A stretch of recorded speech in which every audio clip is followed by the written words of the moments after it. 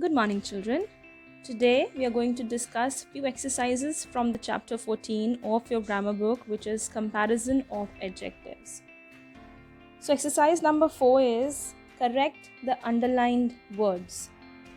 Now what you have to do is you can see that some words in these 3 sentences, some words have been underlined. So that means something is wrong with these words and we have to correct that. Now the first sentence is she is the faster swimmer in her class. Alright? So first of all we need to know कि जो comparison है वो कितने बच्चों में किया गया है.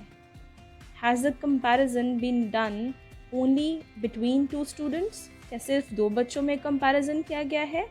Or it has been done among all the students, that is in her class, right? तो जब हम सेंटेंस रीड कर रहे हैं वी गेट टू नो कि वो अपनी क्लास की सबसे ज़्यादा फास्ट स्विमिंग करने वाली गर्ल है. सो दैट मीन्स उसका कंपैरिजन, उस गर्ल का कंपैरिजन किया जा रहा है सारी क्लास के बच्चों के साथ. सो दैट मीन्स कंपैरिजन सिर्फ दो बच्चों में नहीं हो रहा, पूरी क्लास के बच्चों के बीच में हो रहा है. So in that case we need to use the superlative degree of the adjective. As you already have read that there are 3 degrees of adjective: positive degree, comparative degree and superlative degree. Positive degree is the original form of the adjective. Second form is comparative degree, and we use comparative degree when we have to make the comparison between two nouns, and we use superlative degree when we compare a noun with many nouns. जब हम comparison बहुत ज़्यादा के बीच में करते हैं तो हम superlative degree यूज़ करते हैं. Now in the first sentence comparison किया गया है पूरी क्लास के बच्चों के बीच में और ये पता चला that girl, वो जो लड़की जिसके बारे में बात कर रहे हैं, she is the fastest swimmer in her class. वो अपनी क्लास के बच्चों में से सबसे ज़्यादा fast swimming करती है. So faster is wrong here and fastest is the correct answer. Why fastest? Why not faster? क्योंकि faster हम तब यूज़ करते हैं जब comparison सिर्फ किसी एक और क्लासमेट के साथ किया जाता है, पर क्योंकि हमने comparison सभी बच्चों के साथ किया है, that is why we use the superlative degree. The first degree of fastest is fast, second is faster and third is fastest, right? Positive degree is fast, comparative is faster and superlative is fastest. तो क्योंकि comparison सबके बीच में किया गया है, that is why fastest is the correct answer. Moving on to the second question. He is the most happy baby. Okay?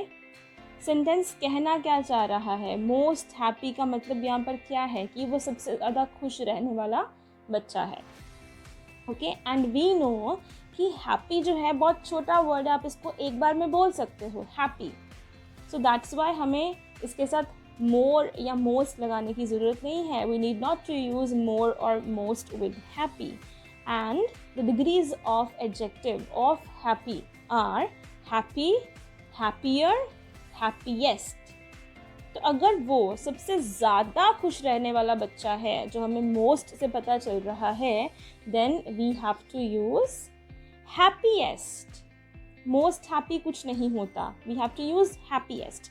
He is the happiest baby. वो सबसे ज़्यादा खुश रहने वाला बच्चा है.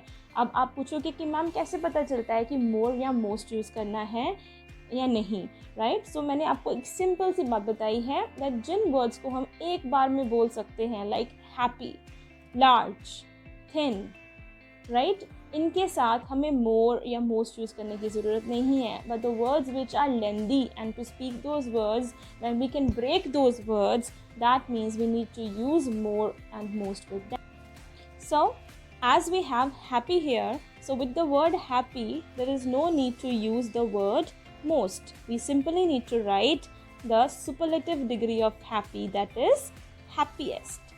Now third one is Rani is the younger student taking part in the race. Okay, sentence क्या कहना चाह रहा है? Rani is the younger student taking part in the race. Now we know that younger is incorrect here क्योंकि हमें कहा गया है कि हमें correct जो है word लिखना है, right? सो सेंटेंस ये कहना चाह रहा है कि रानी सबसे कम उम्र की बच्ची है जो इस रेस में पार्ट ले रही है. So that means we need not to write ER with young. When we write younger, that means we are using comparative degree. And now you know that we use comparative degree when we compare between two nouns. जब हम दो nouns के बीच में compare करते हैं, then we can use comparative degree. But जब हम कह रहे हैं कि सबसे ज़्यादा अच्छा, सबसे ज़्यादा छोटा, ओके, सबसे बड़ा, सबसे छोटा, सबसे ज़्यादा प्यारा, जब हम कंपैरिजन कर देते हैं सबके साथ, and we use superlative degree, that is why younger is the wrong answer and youngest is the correct answer. Now coming to exercise number 5, you have been given one adjective per sentence. Her sentence के बाद आपको एक adjective दिया है and you have to use the correct degree of adjective in these sentences. So how we are going to do that? Let's have a look. This book is dash than that one and the adjective to be used is good. Alright, so to attempt such kind of questions you need to know कि आपके adjective की degrees क्या हैं. First is this thing. And secondly you need to know that comparison कितने nouns के बीच में किया जा रहा है. Okay, is the comparison being made only just with one noun or is the comparison being made among many nouns? Okay, क्या comparison सिर्फ एक के साथ हो रहा है या बहुत ज़्यादा के साथ हो रहा है? Alright, so the first sentence is this book is dash than that one. ये book उस एक book से अच्छी है. So last में लिखा है that one. That means एक के साथ हम compare कर रहे हैं. In this case we'll use the comparative degree. जब हम comparison सिर्फ एक noun के साथ करते हैं then we use the second degree which is called comparative degree. और जब comparison ज़्यादा nouns के बीच में किया जाता है then we use the superlative degree of the adjective. Okay, so the degrees of good are good, better, best, right? So the second degree, the comparative degree is better. So we'll have to use better in this sentence which makes this book is better than that one. ये book उस book से better है. Second is Ashok is the dash boy in the class. Ashok is the dash boy in the class. Now in the class means Ashok को पूरी class के साथ compare किया जा रहा है.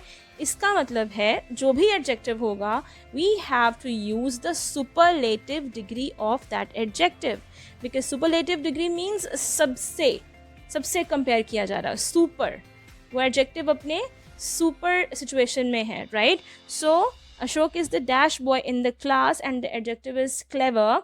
Clever means चालाक. तो अशोक अपनी क्लास में सबसे ज़्यादा चालाक है. So superlative degree of clever will be cleverest. The positive degree is clever. Comparative degree is cleverer. हम ER use करते हैं comparative में. And the superlative degree is cleverest. We use EST with this. Now the third sentence is the elephant is the dash of all animals. Alright, so जैसे हमने सुना the elephant is the dash of all animals. All animals means कि हम compare कर रहे हैं elephant को बाकी सभी animals के साथ, right? So that means जब हम सभी के साथ compare कर रहे हैं which degree of adjective do we need to use? We have to use a superlative degree of adjective. तो adjective यहाँ पर है strong. Now the positive degree of strong is strong, comparative is stronger, and the superlative is strongest. Alright, so as we are going to use a superlative degree, so it becomes strongest. The elephant is the strongest of all the animals. सभी animals में से strong है. The weather is dash today than it was yesterday. अब yesterday की बात कर रहे हैं और weather की बात कर रहे हैं. Weather means मौसम. The weather is dash today than it was yesterday. Yesterday means बीता हुआ कल. तो आज जो मौसम है वो कल के मौसम से ज़्यादा था. क्या ज़्यादा था? अच्छा या बुरा? Let's have a look. Bad. That means आज जो मौसम है वो कल के मौसम से ज़्यादा खराब था. So we are comparing today's weather, आज का मौसम बीते हुए एक कल के साथ कर रहे हैं. That means we are comparing it with just one noun. हम इसको सिर्फ एक नाउन के साथ कंपेयर कर रहे हैं. So that's why we'll use the comparative degree, that is the second degree of bad. So the degrees of bad are bad, worse and worst. तो सबसे खराब होगा उसको हम worst बोलेंगे. और जब हम कंपेयर करेंगे सिर्फ एक चीज़ के साथ bad को, so bad will become worse. So second degree is worse. The weather is worse today than it was yesterday. कल के हिसाब से, कल के मौसम के accordingly आज का मौसम थोड़ा ज़्यादा ख़राब है. Fifth sentence is Calcutta is the dash city in India. अब कैलकटा को हम कंपेयर कर रहे हैं इंडिया की बाकी सिटीज़ के साथ. Calcutta is the dash city in India. India में बहुत सारी सिटीज़ हैं, राइट. पहले तो बहुत सारी स्टेट्स हैं, स्टेट्स के बीच में कितनी ज़्यादा सिटीज़ हैं. So there are so many cities in India, right. So which is the adjective here? Big. तो जब हम कैलकटा को कंपेयर कर रहे हैं इंडिया की सारी सिटीज़ के साथ, then we need to use which adjective?